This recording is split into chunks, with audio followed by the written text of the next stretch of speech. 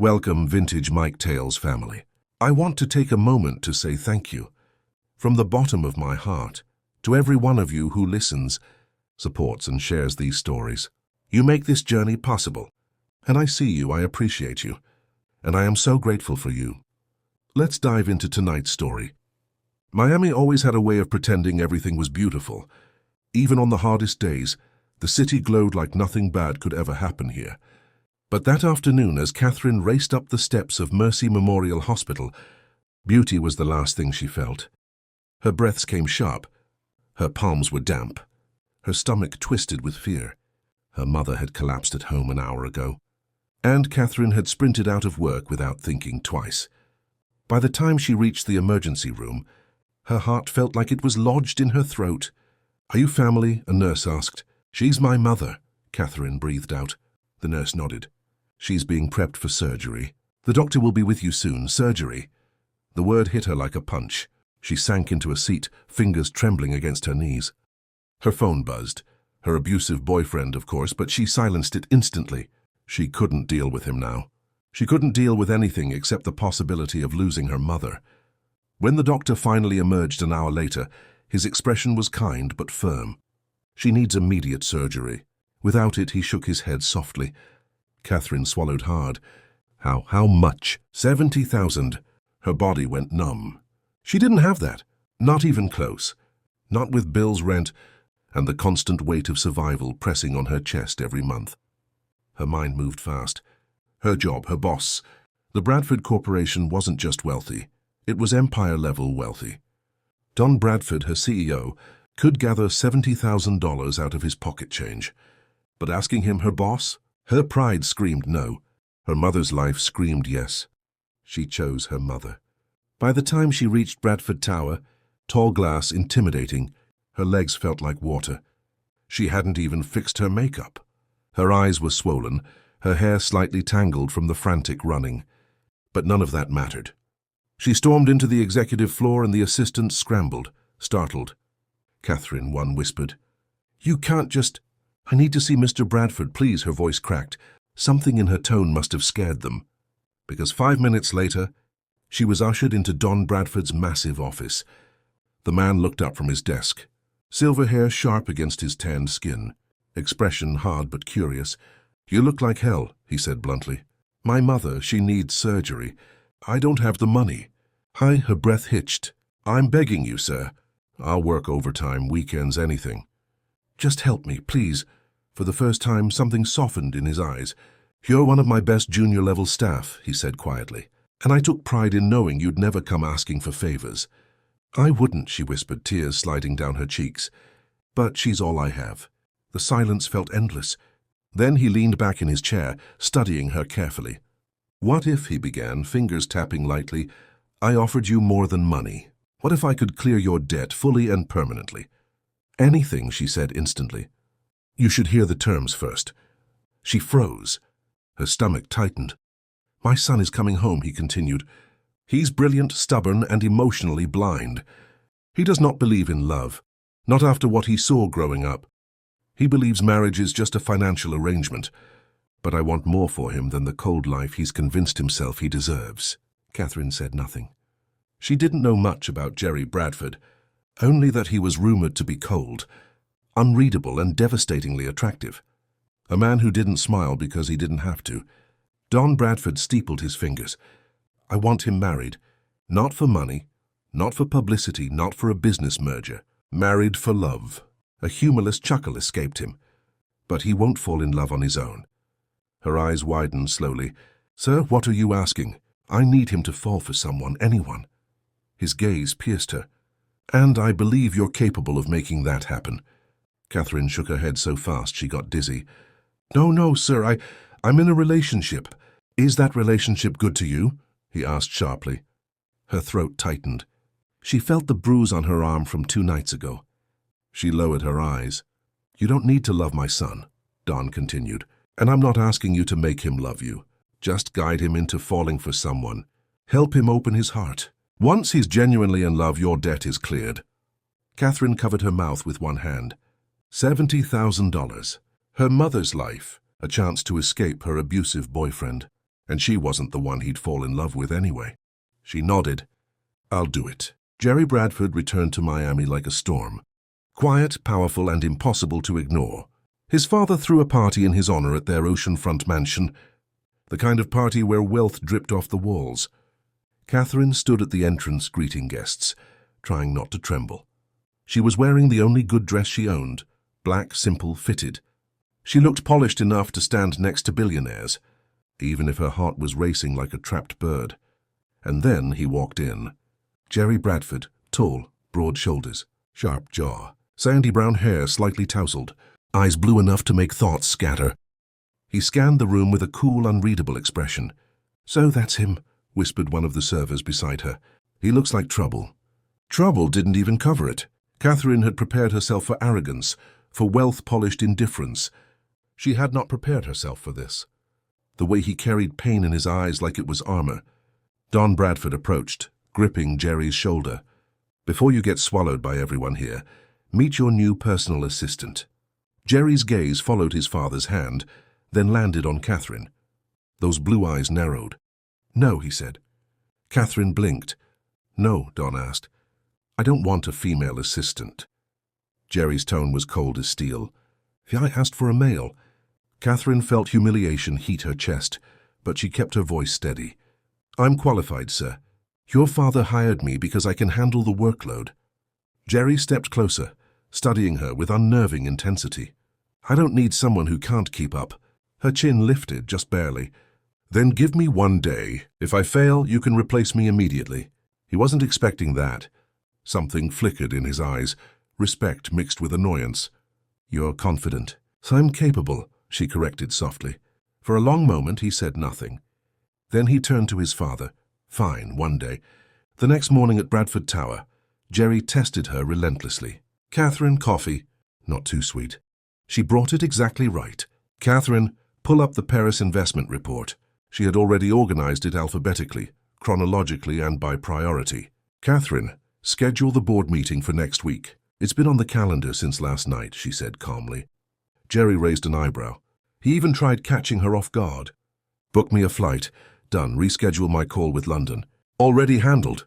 He stared at her, expression unreadable. You came prepared. She smiled. It's my job. But it wasn't Julian-level competence that shook him. It was the softness she carried even when he was harsh. The calm strength. The way she didn't shrink. The way she didn't flirt. The way she didn't study him like a billionaire prize. That afternoon, he watched her help a new intern who was fumbling with the copier. She spoke gently, encouragingly. Patient, and something in him stuttered. He wasn't used to kindness, not without a price. At the end of the day, as she packed her things, he surprised her by stopping at her desk. You did well today, he said quietly. Better than most people I've worked with. Her eyes lifted in surprise. Thank you. His gaze lingered on her face longer than it should have. Something softened, barely but real. Keep this up, he murmured, and I won't fire you. She laughed under her breath. I'll try my best, sir. Jerry, he corrected. She froze. He gave a faint, almost reluctant smile. Call me Jerry. Her heart fluttered. In a way it definitely shouldn't, but she nodded. Good night, Jerry. He turned away quickly, as if the sound of his own name in her voice unsettled him. And it did, because for the first time in a long time, something had slipped past his guard. Something warm, something dangerous, something he didn't believe he was capable of feeling. And it had started with her. The next 2 weeks felt like walking a tightrope, with the ocean roaring beneath. Catherine learned Jerry's rhythms, his moods, the way his silence spoke louder than most people's voices. He didn't smile much, didn't waste time on small talk, and avoided emotions like they were landmines. But he wasn't cruel. Just guarded, built from steel and old wounds. He arrived early, left late, and worked with an intensity that left her breathless sometimes. She admired it, feared it, and respected it. She had a job to do, and that job wasn't just assisting him. It was getting him to fall in love. Not with her. Never with her. With someone else. Anyone else. Her mother's life depended on it. Her freedom depended on it. And she reminded herself of that every morning while tying her hair back and whispering, "You're here to do a job, nothing more." But Jerry made that job harder than she expected. Late Tuesday afternoon, she hesitated outside his glass office door, clutching the tablet. He was staring at his laptop, jaw sharp in concentration. "Jerry?" He glanced up. She stepped inside. "You're overdue for a life outside this building." He raised a brow. "Is that a professional observation or a personal one?" "Both," she said honestly. "You need a break, and I found someone who might be a good match for you." His eyes snapped up fully at that. "Match?" His tone chilled. "You're matchmaking me." She swallowed. "I thought." "Don't," his voice cut like a blade, "don't arrange my life like I'm incapable of choosing a woman." "That's not what I meant." "I don't care what you meant," he said harshly. "I don't want dates. I don't want distractions. I don't want a woman in my space." "You act like feelings don't matter to you," she whispered. "But that doesn't mean you should shut out the world." "Stop." His voice was low, simmering. "Don't try to fix me." She froze. He stood up slowly, coming around the desk until he was only a breath away. Close enough that she could see the faint green flecks in his blue eyes. Close enough that her pulse jumped in her throat. "You work for me," he whispered. "And I don't need a damn romantic advisor." Her heart thudded painfully. "Jerry, I'm only trying to help." "Help by doing your job," he said quietly. Nothing else. It felt like he had taken the air out of the room. She nodded quickly, forcing the sting in her eyes back. "I understand." He stepped back, expression unreadable. Something flickered in his gaze. Guilt, restraint, something real, but he masked it immediately. "Good," he said. "Let's stick to work." But as she walked out, she saw his reflection in the glass. The way he closed his eyes. The way he exhaled hard. The way he regretted his tone. Not that he would ever admit that aloud. For the next few days he was different. Softer, not verbally. No, Jerry Bradford wasn't soft with words. But he held doors for her. He waited for her by the elevator.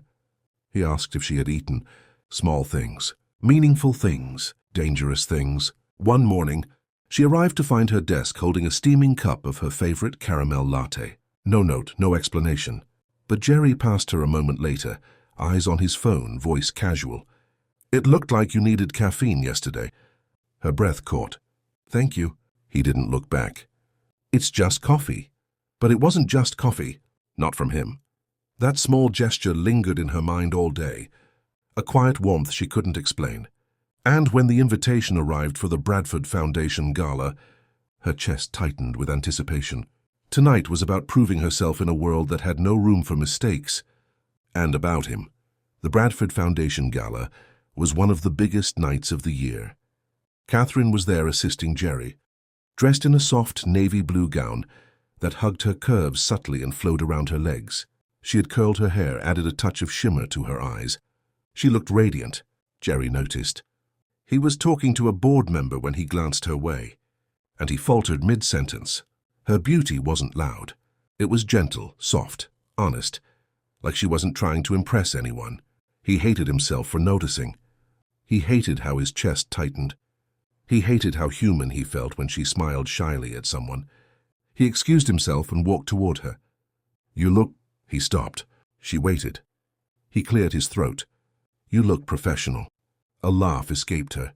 "That's the safest compliment you could think of." "Absolutely." They shared a soft smile, awkward, warm, unexpected. But the moment was fragile. And moments like that never lasted long for Catherine. Because in the shadows of the ballroom, unseen, someone was watching her. Someone whose presence cracked the air like a fault line waiting to split. Her boyfriend. He wasn't invited.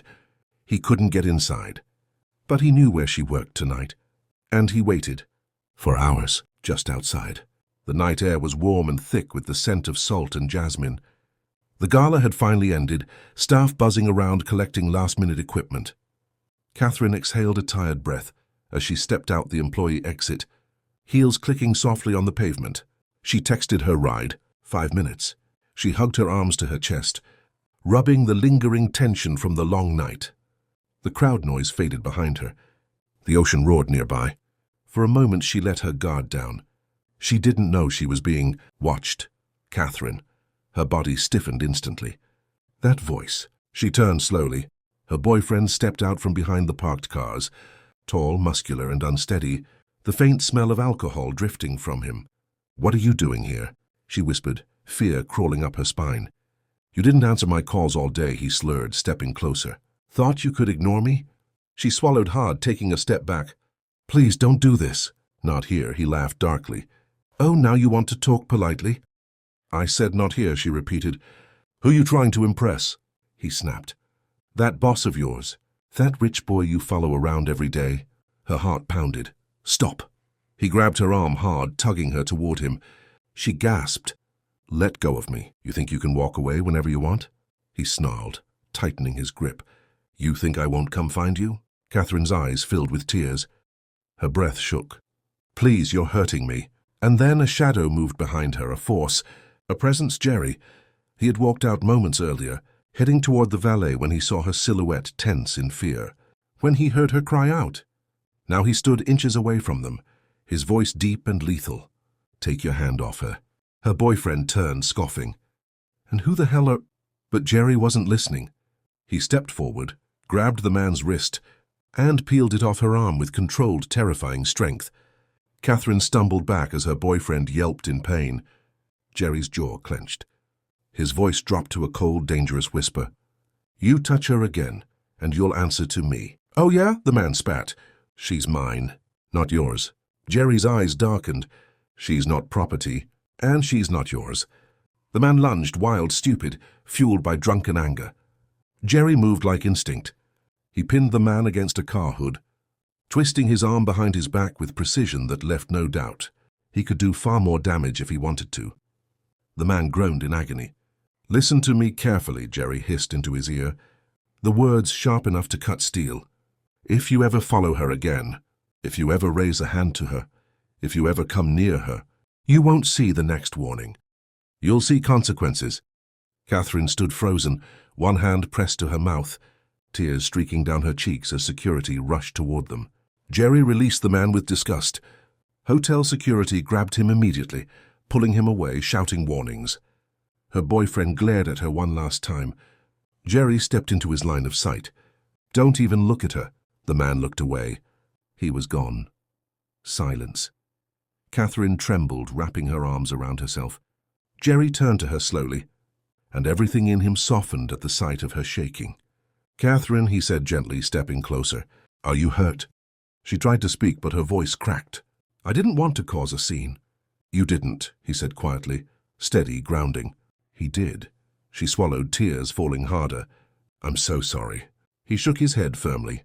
"Don't apologize to me for someone else's cruelty." She looked up at him, eyes wide, vulnerable, glistening. Something shifted in his chest. Something he didn't want to name. Something he couldn't stop.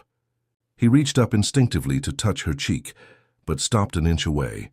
Fingers trembling. Too intimate, too dangerous, too honest. He lowered his hand. "Don't go back to him," he whispered.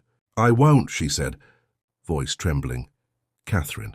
Her name sounded like it meant too much when he said it, like he didn't even realize how tender he sounded.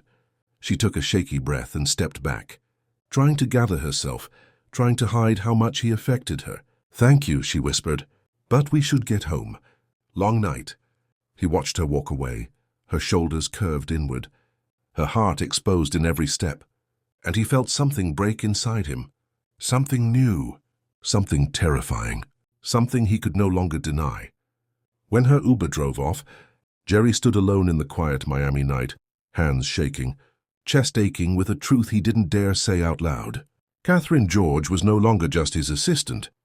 She was becoming the one thing he had spent his whole life avoiding, someone he couldn't afford to feel. Something changed after that night. For him, for her, he was more attentive.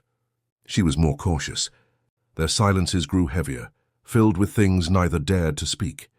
One afternoon she handed him documents, their fingers brushing. Just a touch, but the way he inhaled sharply, the way she froze, it was dangerous. She felt it in her ribcage, in her spine, in the tremble of her breath at night, when she replayed every moment. And then one evening, everything came crashing down inside her. She was alone at home, sitting on her bed in silence. The lights were off. Moonlight streamed through the blinds, and her heart felt too full, too heavy, too terrified. She pressed a hand to her chest. This can't be happening, not him. Not the man she was hired to help fall for someone else. Not the man she wasn't supposed to want. Not the man who didn't believe in love. But when she closed her eyes, she saw Jerry pulling her boyfriend off her. Jerry watching her when he thought she wasn't looking. Jerry softening whenever her name left someone's lips. Jerry fighting emotions like they were poison. She dropped her face into her hands and sobbed softly. "I can't fall for him," she whispered. "I can't," but her heart didn't listen. The next days were torture. She avoided his gaze. He noticed instantly. "Catherine," he said one morning, "are you okay?" "I'm fine," she said too quickly. "Did something happen?" "No. You're not acting like yourself." I said, "I'm fine," she whispered. He stared at her, studying her like she was the only unsolved mystery he cared to understand. "Catherine." His voice softened. Her chest twisted. She stepped back. He frowned. She escaped into the hallway, leaning against the wall, trying to catch her breath. Her heart wasn't obeying her anymore. It was choosing him. Every minute, every look, every heartbeat, and she hated herself for it. Because falling for Jerry Bradford wasn't just forbidden. It was dangerous emotionally, financially, morally. He wasn't hers. He would never be hers. And yet, he was the only man who had ever defended her like she mattered. The only man who made her feel seen, protected, wanted, even if he didn't realize he was showing it. She bit her lip hard, forcing the tears back. "You weren't supposed to feel this way. You were only supposed to do a job." But some lines were never meant to be crossed, and she had already crossed the most dangerous one. Miami felt heavier that week, or maybe it was just Catherine. Every sunrise over the water looked softer, quieter, almost blurred. Like the city itself knew something inside her was unraveling. She had been avoiding mirrors. She didn't want to see the truth written in her eyes, the truth she tried desperately to bury. She was falling for him, for Jerry Bradford, the one man she was never supposed to feel anything for. It made her sick. It made her terrified. And worse, it made her heart feel alive in a way she hadn't felt in years. Don Bradford's office was cool, polished, and unforgiving. Catherine stood by the window, hands clasped tightly in front of her, trying to steady her breath. Don didn't look up immediately. He sensed the heaviness before she even spoke. Finally, when the silence became too heavy to ignore, he set his tablet aside. "Catherine," he said softly, "what's troubling you?" Her throat tightened painfully. "I can't continue," she whispered. Don's brow rose. "Continue with the job?" "Yes," she breathed. "I want to resign." Don studied her carefully. "Why?" Catherine swallowed hard, fighting tears she refused to let fall. "This arrangement, it's become too much. It's affecting my work, my mind, my emotions." Her voice cracked at the last word. "I can't do it anymore," she said quietly. "I know why I was hired.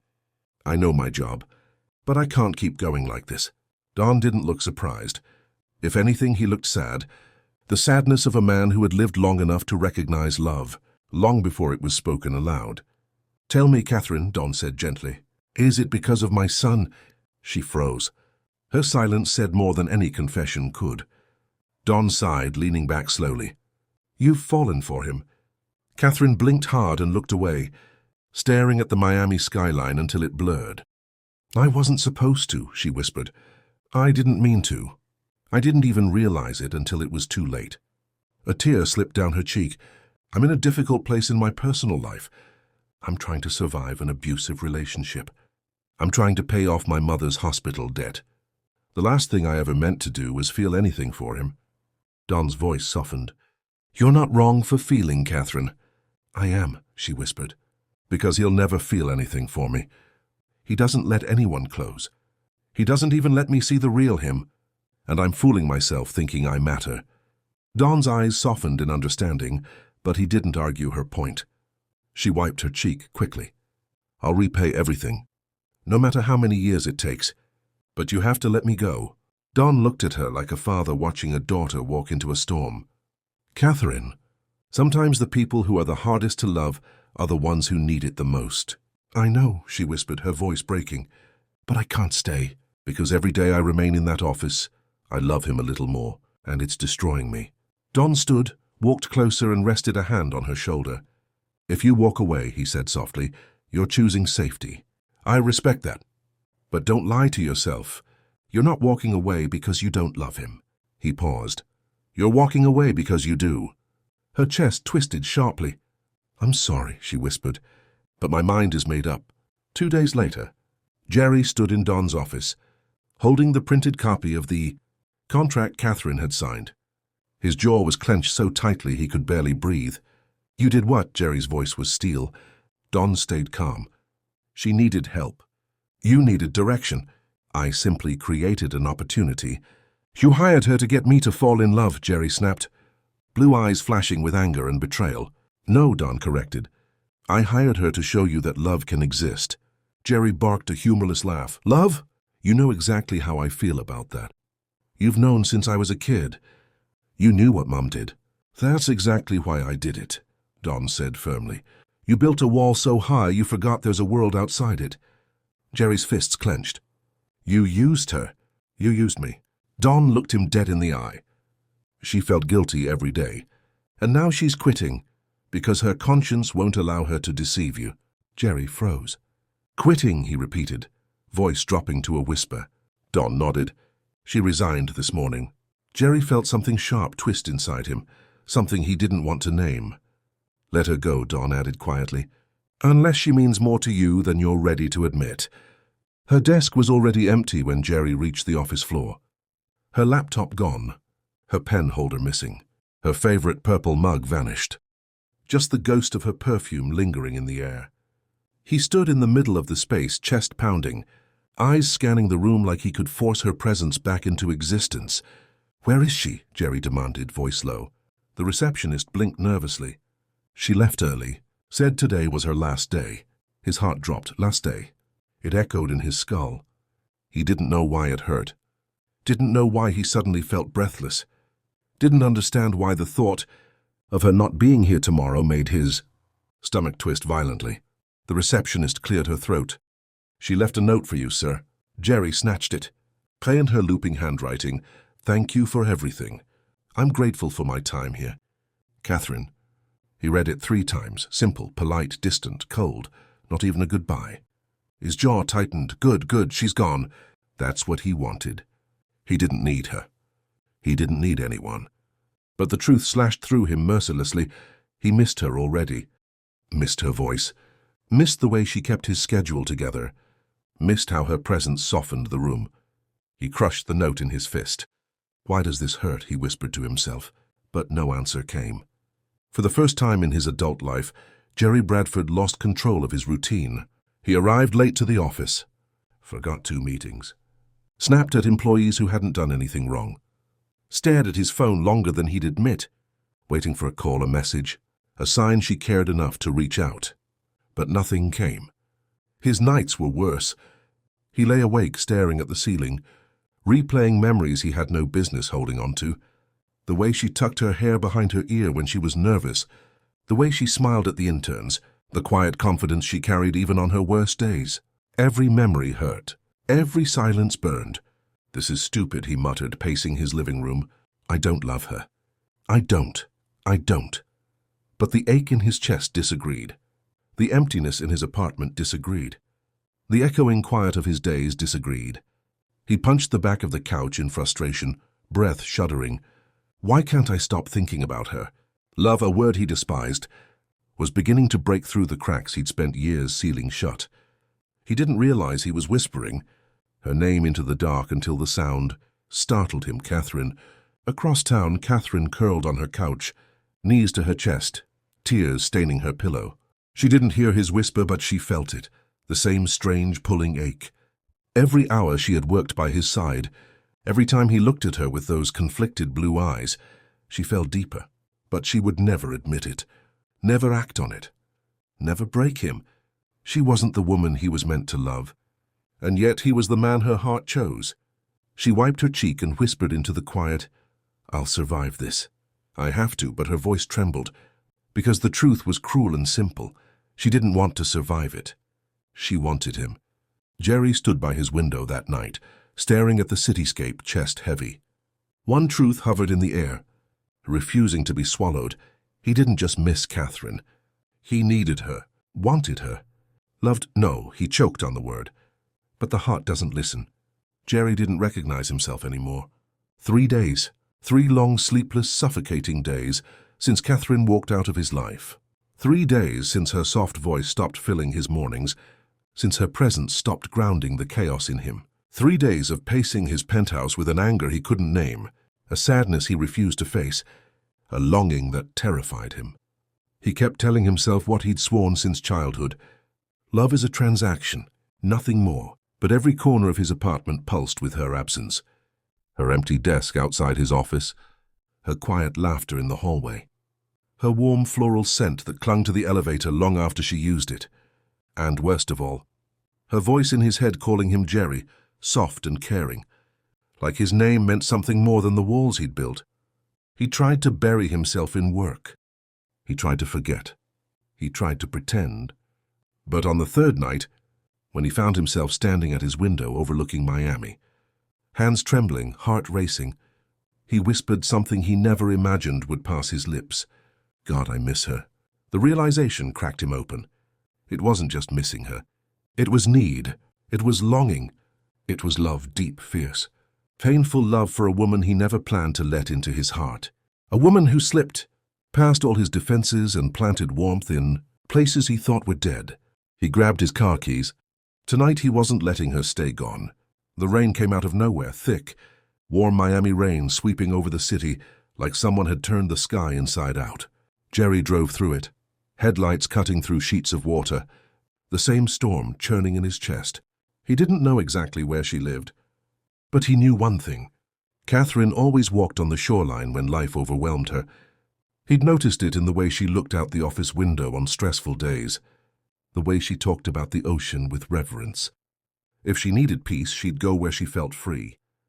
He parked near South Point Beach, heart pounding, rain soaking him instantly as he ran across the sand. The waves roared like they knew his secret. And then he saw her, standing alone at the water's edge, arms wrapped around herself, rain mixing with tears on her face.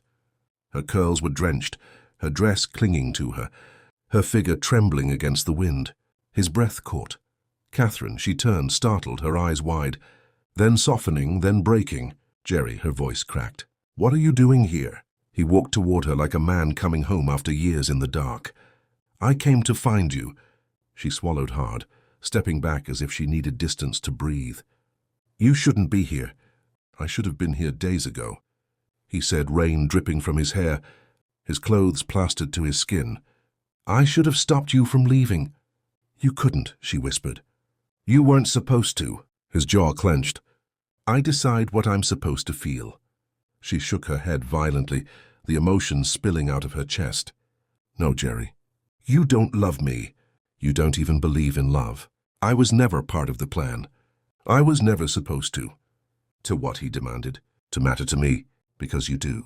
Her lips parted, her heart thundering. That wasn't the job, she whispered.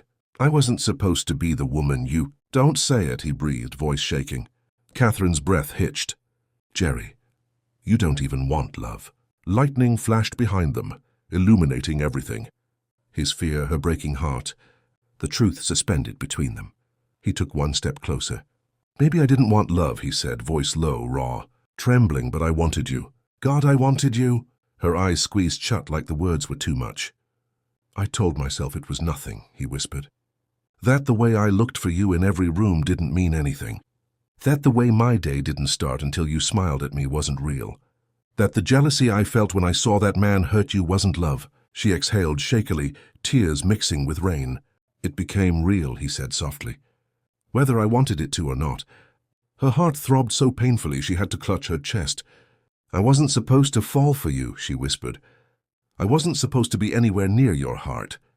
Your father, he wanted you to marry someone, anyone, and I told myself it wouldn't be me. It could never be me. Catherine. Because you don't choose love, she said, voice cracking. You run from it. You shut it out. And I, she swallowed hard, tears spilling freely. I loved you anyway. Jerry closed the distance between them, gently cupping her face in both hands. She tried to look away, but he wouldn't let her, not this time. Not when he'd spent 3 days drowning in everything he'd never said. I'm sorry, he whispered. For making you feel like you weren't enough. For making you believe I couldn't love you. For letting you walk away. Her body shook. Jerry. He rested his forehead against hers. Love terrifies me, he admitted. It reminds me of everything I lost. Everything I watched my father lose. His voice wavered. But losing you? That's worse. A sob escaped her. Let me choose you, he breathed. Let me try. Let me love you the way I should have from the beginning. The moment she whispered, Jerry, I still love you, he pulled her into him. A desperate, aching, soul-deep kiss like he'd been waiting a lifetime for her. Rain poured around them. Waves crashed. His arms held her like letting go wasn't an option. Her fingers curled into his soaked shirt, as if she needed him to live. Everything that had been denied burst open between them. He kissed her forehead, her cheeks, the corner of her mouth. Soft, reverent trembling. You're my heart, he whispered. You always were. 6 months had softened every rough edge between them. They argued sometimes. They laughed more often, and somehow, without either of them planning it, their lives blended into a quiet rhythm that felt like breathing. That night, Catherine was in her apartment, cooking dinner the way she always did, when she knew he'd had a long day. The kitchen smelled like garlic and rosemary, and her playlist hummed softly in the background. She wore one of his shirts, the crisp white one he'd forgotten weeks ago. It hung loose on her frame, sleeves rolled up, collar slightly slipping off her shoulder. Jerry stopped in the doorway watching her. He didn't speak. He just looked at the woman who didn't try to impress him, who didn't want anything from him, who didn't fear his walls, who simply loved him enough to stay. Something inside him settled. He walked up behind her, slipping his arms around her waist. She startled lightly, then relaxed against him with a soft smile. You're home early, she murmured. Couldn't focus, he said, his voice low against her neck. I kept thinking about you. She turned in his arms, eyebrows raised. About me? Why? He brushed a curl from her cheek. Catherine, these last months have been the most peaceful I've ever had. You made something in my life make sense for the first time. Her expression softened, but she said nothing. She just touched his jaw gently, waiting. Jerry swallowed hard. I used to think love wasn't real, that it was a transaction, a risk, a lie.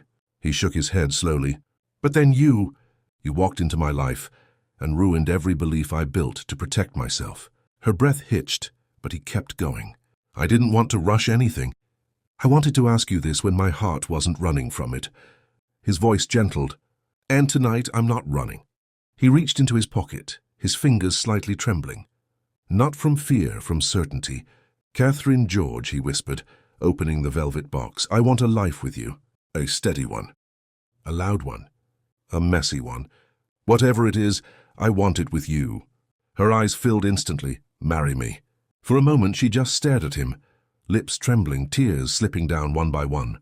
Then she laughed, a breathless, emotional laugh, and nodded. Yes, she whispered. Jerry, yes. He pulled her into his arms, holding her like she was the only truth in his world.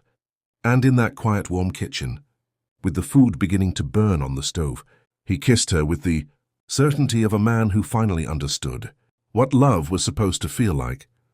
The wedding was simple, intimate, beautiful, under a white arch on a secluded patch of Miami shoreline, with soft music in the background and the waves standing witness. Jerry and Catherine became husband and wife. She walked toward him barefoot in a flowing cream dress that caught the wind, her curls soft around her shoulders. He stood waiting, blue eyes warm, softer than anyone had ever seen, his heart open for the first time in his life. When she reached him, he whispered, You look like the woman I prayed I'd find, even when I didn't believe it possible. She touched his cheek. And you look like the man I always knew was underneath all that armor. He choked out a soft laugh. When he lifted her veil, his hands trembled. When she said, I do, he closed his eyes like he had been given a new life. And when he kissed her as his wife, it was slow, deep, and filled with every promise he never knew he could make. Later that night, barefoot in their new home overlooking Miami, Jerry held her from behind, swaying slowly to the quiet music playing in the background. Thank you, he whispered into her neck. For what? She breathed. For proving that love is real. He turned her around and cupped her face gently. And for choosing me, even when I didn't know how to choose you. She smiled softly, eyes filled with warmth. You were worth the wait. He kissed her slow and tender, his forehead resting against hers. And for the first time in his life, Jerry Bradford felt whole. Love didn't break him, it rebuilt him. 2 years passed, soft and steady, shaping their love into something deeper, stronger, unshakable. Their home in Miami felt different now, warmer, fuller, alive. Tonight it was filled with quiet. Jerry stood in the doorway of the nursery, leaning one shoulder against the frame, watching Catherine cradling their newborn son. The tiny boy slept against her chest, breathing in small, soft puffs, his little hand curled around her finger. Catherine looked up, exhausted but radiant, her smile gentle and full of awe. Jerry moved closer, heart swelling in a way he never imagined a man like him could feel. He brushed his fingers across his son's small head, then cupped Catherine's cheek tenderly.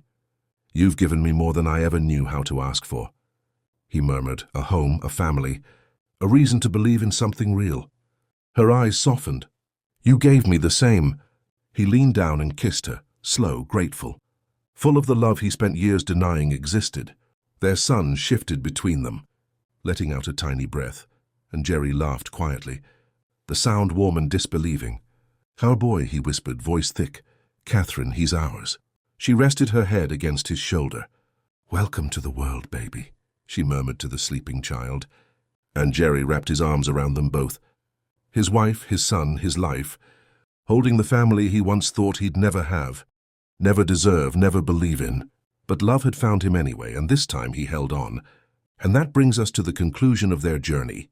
If this story touched your heart, please like, comment, and subscribe for more emotional love stories.